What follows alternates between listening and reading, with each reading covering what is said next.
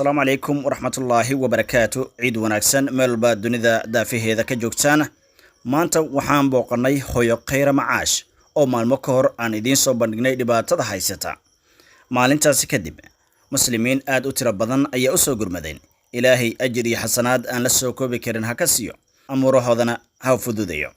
hooyo khayra waxaan keenay isbitaalka Kamel oo ku yaala magaalada Wajeer, halkani oo si bilaash ah lagu daaweynayo lugtii labada sano ee ka xanuunsaneedna jilibka hoostiisa lagu jaray. maamulka Kamel Hospital aad iyo aad ayaan ugu mahadcelinaynaa. caruurteeda inkasta oo hooyadooda ay weli isbitaalka ku jirto, waxay ku faraxsan yihiin in xanuunkii badnaa oo ila dhibaataysanayd hooyo khayra u haynin. farxadda maalinta ciida ayay la qaybsanayaan caruurta kale. weli hooyo khayra waxay u baahan tahay in la garab qabto maadaama ay isbitaalka weli ku jirto, ayna u baahan tahay in dhul looga iibiyo magaalada dhexdeeda, gurina loo dhiso. bismillaah, assalaamu calaykum muslimiin waa inaan salaamo meel kastoo dalka iyo dibadda ka joogtaan. ciid wanaagsan. maanta waa ciid wanaagsan muslimiinta dhan waxaan u rajaynayaa ciid mubaarak, ciid wanaagsan.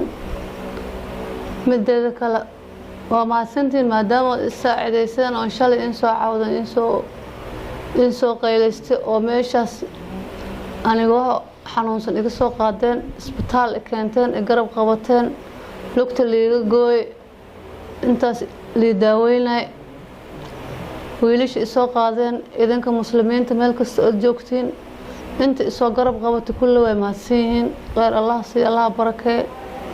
isbitaalkan Kamel aan jiifaa, alxamdulillaah hadda waan fiicanahay.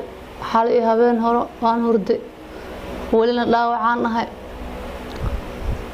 waa ku mahadsantiin inta soo garab istaagteen. welina waa idin baahanahay maadaama aan dhaawac ahay oo weli waxyaalo badan iga maqan yihiin.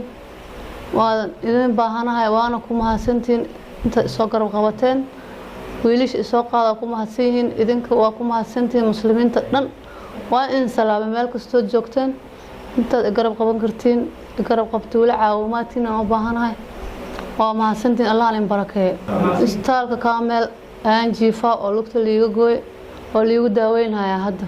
waa mahadsan isbitaalka Kamel, way mahadsan yihiin. dhakhtariinta iyo dadka mas'uulka ah kulli way mahadsan yihiin, allah barakeeyo ayakana maadaama ay si wacan ay oo cadaalad ku jirto ay igu daaweeyeen. way ku mahadsan yihiin ayakana. oo bilaash khayr allah siiyo.